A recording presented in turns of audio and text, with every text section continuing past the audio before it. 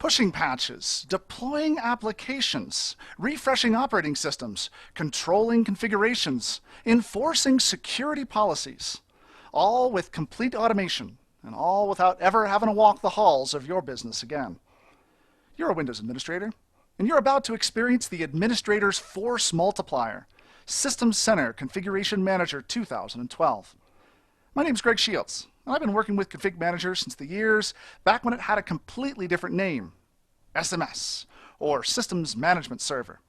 You know, back in those days, SMS also used to stand for slow-moving software. Lots changed since back then. And today, Config Manager has become one of the most powerful tools a Windows administrator can wield for managing your network and making sure you get home on time every night. Now, while Config Manager is powerful, it's anything but easy. Over the next 20 nuggets, we're going to spend a lot of time together. You're going to watch your head explode. But don't worry, we'll be picking up the pieces together and reassembling them in a completely new way that'll focus your energies on complete automation for Windows. You know, it's no lie. With a well-constructed Config Manager infrastructure and a little bit of upfront effort, you can actually and honestly create a Windows environment that almost never needs troubleshooting again. You know, we're a long way from that point, and you've still got a lot of automations left to build, but ultimately, that's our goal. Complete automation for Windows. You're going to learn what you need to get started in this series. I'm looking forward over the next 20 nuggets or so to spending a whole bunch of time talking with you about how exactly you can successfully implement Config Manager 2012 in your infrastructure. Now, this series talks about how it relates to the 70-243 exam. But don't worry if certification is not your goal. The goal here is really helping you understand exactly what you need to know for success with Configuration Manager. Very different than a lot of the books that you can read and a lot of the articles you can read out on the internet. This series is designed to give you a soup to nuts, start to finish, all the way from design through implementation guidance for how you can implement Config Manager 2012, and also at the same time how you can implement it and use it with best practices. You know, as I said, I've been working with Config Manager now for going on a decade or more. And consequently, there are some smart ways to use Config Manager, and there are also some ways in which you can use it and not really get the benefits that you were really hoping out of such a solution. And so in this series, what we're going to talk about is, well, first and foremost, what you need to know for the exam, but more importantly, how you can make best use of this new technology in creating that environment of complete automation. Now, in this first nugget, what I want to do is spend a little bit of time helping you understand just Configuration Manager in relation to System Center, and also the things you need to know for that 70-243 exam. I want to start first by talking about just Configuration Manager as it relates to the greater scope of Microsoft certification. Right now today, as of the release of this video and this series, the Config Manager certification is the 70-243 exam, and what that nets you, when you pass, is an MCTS, a Microsoft Certified Technology Specialist certification in administering and deploying System Center 2012 Configuration Manager. Now, what's interesting is that while the specific test that you can take as it relates to Configuration Manager is one that only nets you an MCTS, the information, the knowledge that you learn in this course and in this series is going to help you pretty dramatically when you get around to taking that MCSE private cloud certification that so many people are talking about today. With the release of Windows 8 and Windows Server 2012, private cloud is becoming one of the major ways in which we can deploy an infrastructure. And the additional exams, after you pass the initial MCSA exams, these additional exams, 70-247 and 70-246, at a very high level, look to Configuration Manager and the rest of System Center as the tool for facilitating delivering services atop a private cloud. So while neither of these exams specifically talk to Configuration Manager, or at least in the titles, the knowledge that you gain here will be extremely valuable, almost invaluable, in helping you achieve that MCSE private cloud. Now, with that in mind, There are a number of people or an intended audience that Microsoft suggests are individuals that may probably do well on this exam. And this is something that I've gathered right off of Microsoft's website. Now, this exam is designed for candidates that have System Center Configuration Manager 2012 experience, are comfortable with Windows Server, and also security and networking experience in an enterprise environment. If you spend any time with dealing with Windows, if you understand the registry, if you know how software installs, and if you're comfortable with the file system inside of Windows, you're going to do fairly well with the concepts that are necessary here with this exam and also with Configuration Manager in general. I'm going to help you understand how you need to refactor your thinking to eliminate a lot of the manual steps that you go through in delivering services in your IT environment and converting them into automated steps so that once you accomplish a task once, you'll never really need to accomplish that task again. Now here also we talk about how candidates should have some experience with basic SQL Server and Windows PowerShell. If you have really very fundamental understanding of Windows SQL Server, if you know how to install a database, that's probably the most that you're going to need at this point for being successful with this course.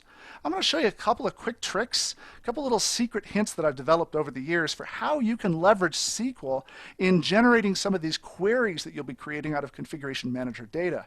But don't worry if you've never done it before, because I'm going to give you the step-by-step process to accomplish it right here in the series. Also, in terms of Windows PowerShell, if you have a rudimentary understanding of Windows PowerShell, you'll do just fine with this series. We don't spend much time with PowerShell here in this series, but Configuration Manager runs on top of PowerShell.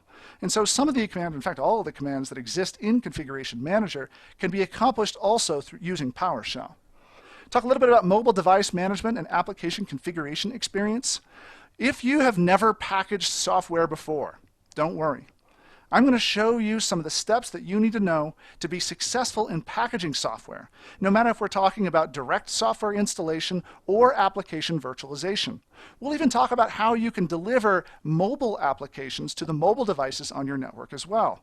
So be prepared, because some of these nuggets in this series are going to focus in on the art of using Configuration Manager and not just the click-by-click science. Again, giving you that value added over what you're going to find out of articles on TechNet.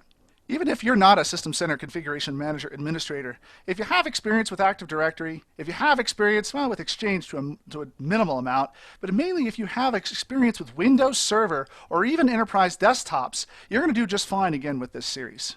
You know, the world of IT tends to break down into IT people that tend to focus on servers, and then IT people that tend to focus on desktops.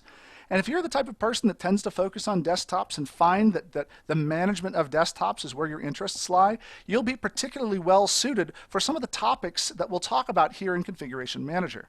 Whereas Configuration Manager can be used for managing your server infrastructure, the vast majority of Config Manager installations are used for managing and monitoring the desktop infrastructure inside an organization.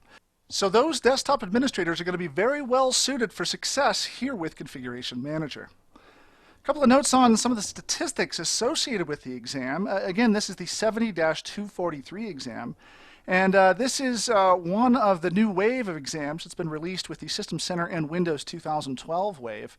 What's interesting about this wave is that Microsoft is actually taking kind of a step back in terms of providing a lot of detail about the contents of the exam. Back in the day, we used to know how many questions you would receive on the exam and how much time you would receive to complete the exam. But these days, that information is just a little bit harder to gather because Microsoft is keeping that close at vest in order to protect the security of the exam. Now, there are a couple of useful, just kind of hints that Microsoft provides for how to be successful. And these are some that I've literally copied directly off of Microsoft's website. Here, in terms of scoring, there is no penalty for guessing on your score. If you see an answer, it's better for you to answer it than to leave it not answered, because you're not going to receive negative credit for an incorrect score.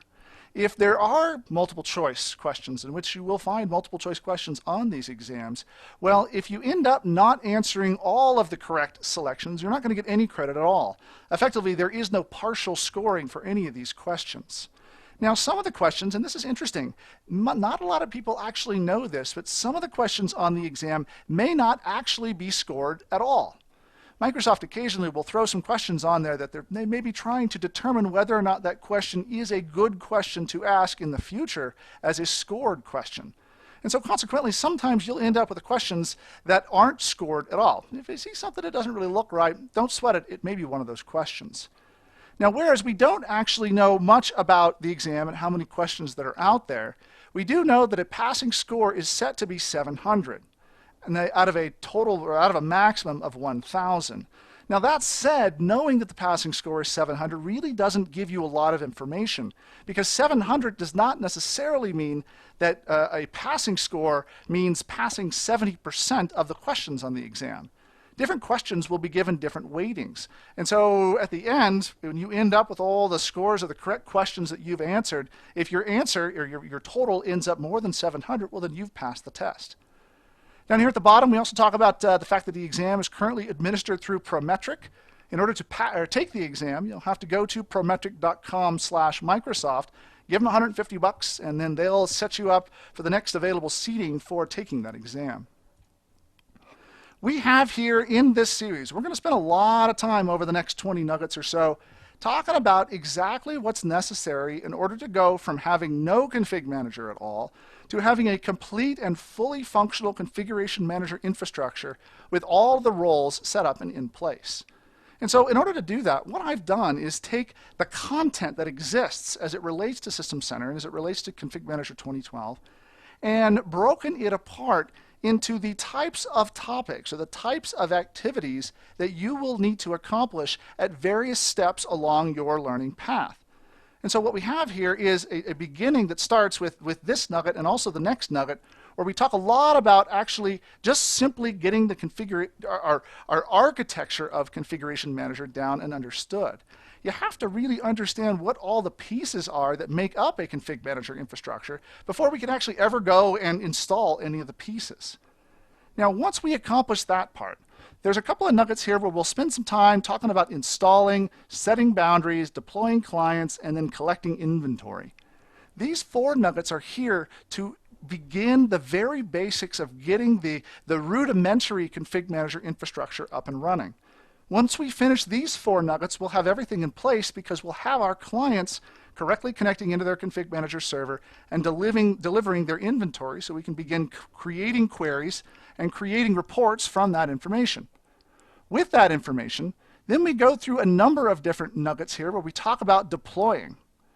These nuggets here, nuggets 9 through 14, are all about enacting change on the clients that you have connected into your Config Manager infrastructure. And we go through all the different areas in which change can actually be enacted on those clients. So how do you prepare packages? How do you generate packages that can be deployed with Config Manager? How do you generate packages that can be deployed through app-v, which has now been baked into Config Manager? How do you then distribute those via the old way using packages and programs or the new way using applications? These two are actually created in the way that they are because the information you need to know in number 11 starts with the information you need to know in number 10. Once we understand software distribution, next up is operating systems, and then software updates via WSUS, then managing compliance baselines. And then from that point on, we move into some of the more incidental topics in Configuration Manager. Metering software usage, dealing with security settings, dealing with mobile devices, and managing your client and site statuses. Finally, concluding with number 20 down here, which is where we take our single server and single site hierarchy and expand it out to however large we need our infrastructure to be. For most of this series, we're going to stick with a single server hierarchy, which is perfect enough for your demo environment, perfect enough for you to learn on. And then once we understand all the intricacies of Config Manager in operations, we then break that environment apart so that we can distribute it to a national organization, a multi-site organization, or even a global organization. With that series in mind, then, we want to spend as much time as possible aligning the knowledge that we're learning and the knowledge that we're talking about really with the exam objectives. And I can't stress enough that the point of this series is not directly there to help you with the exam. What we're talking about relates very directly to exam objectives. And in fact, you'll find with each of these introductory sort of sheets that we work off of, I'll have a little objectives item down there that I might not talk about, but that should give you a clue for the content in that nugget and where that actually relates in terms of the objectives you need to know for the exam. That said, while we're learning Config Manager, being aware of what the objectives are, as well as what the load of those objectives and how much we need to know each objective is also important. Recognizing that about 14% of the exam has to do with managing OS deployment, 14% with deploying applications, 11% with compliance settings, 12% with managing sites. All of these become fundamentally important as you go about going through your studying process to ensure that you're successful with that exam.